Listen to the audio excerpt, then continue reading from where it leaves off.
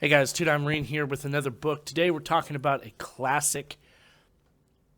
This is something that I firmly believe frankly, anybody should read this because it's just so well done.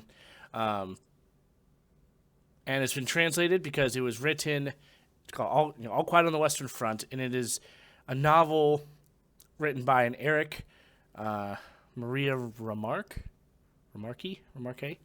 which was a German soldier. He's a veteran of World War One.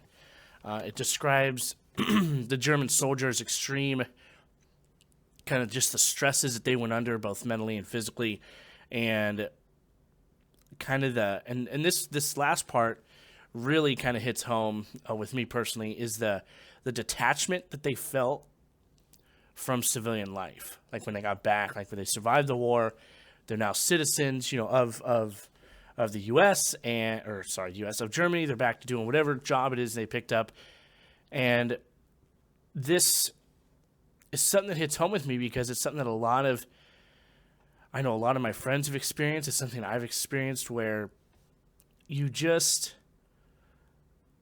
I don't know, you just like, it is, you're detached. I mean, that really is a good way to describe it. It's hard to relate. People don't understand, and I don't know. It's an excellent book in that front, and there is a movie made based off this, and it's a movie from way back in the day, like 1930, I think is when the movie was made. So the book itself it tells the story of a gentleman named Paul Baumer.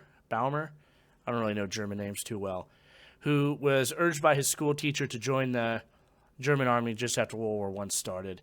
And it describes basically his time and kind of what some of the things that this character went through. And it really paints a picture and kind of gives you a very good idea of what a lot of our people suffer through and what they have to deal with when they get out. And it's not something that's just new to this war, Iraq and Afghanistan, where our people are they have PTSD and are coming home and they're suffering, trying to deal with it. This has happened throughout, I guarantee, any war that man has ever had. It's soldiers, the ones that live, go home, and they struggle with this stuff because you see horrendous things and you have to deal with just horrible stuff, and sometimes the things that you have to do will make you hate yourself. And not that what you're doing is necessarily wrong in the sense of, you're fighting a war and you're killing the bad guys, but normal people have no desire to kill other humans. But in these situations you're forced to, because if you don't kill them, they will kill you.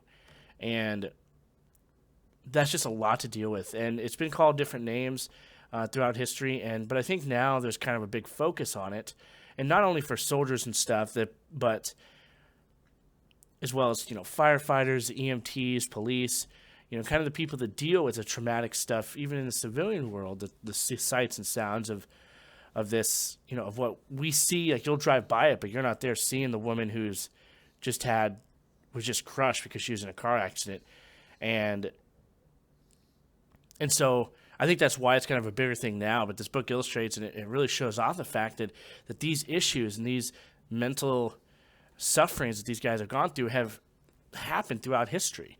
I mean, World War One was 100 years ago, and over 100 years ago technically. It started in 1914, and yet it still shows that these guys, they still are dealing with that stuff. Same thing our guys are dealing with now, and that's why I love this book. And I read this book in high school, and it was a good book, but it didn't really fully hit home as to kind of what he was referring to in a lot of places.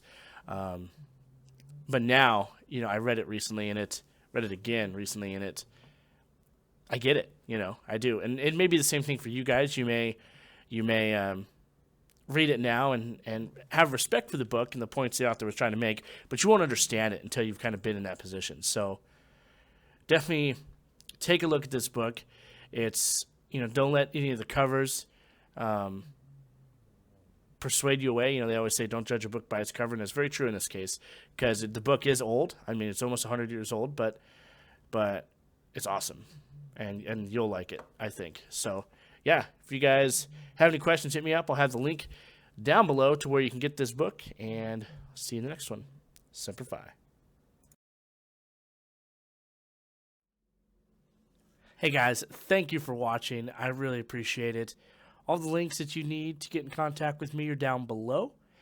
Facebook being the best one to contact me. I'm on my phone all the time, so it's just easiest for me to be able to get back to you with your variety of questions that you guys have.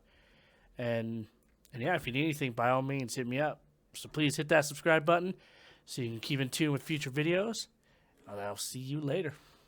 Peace.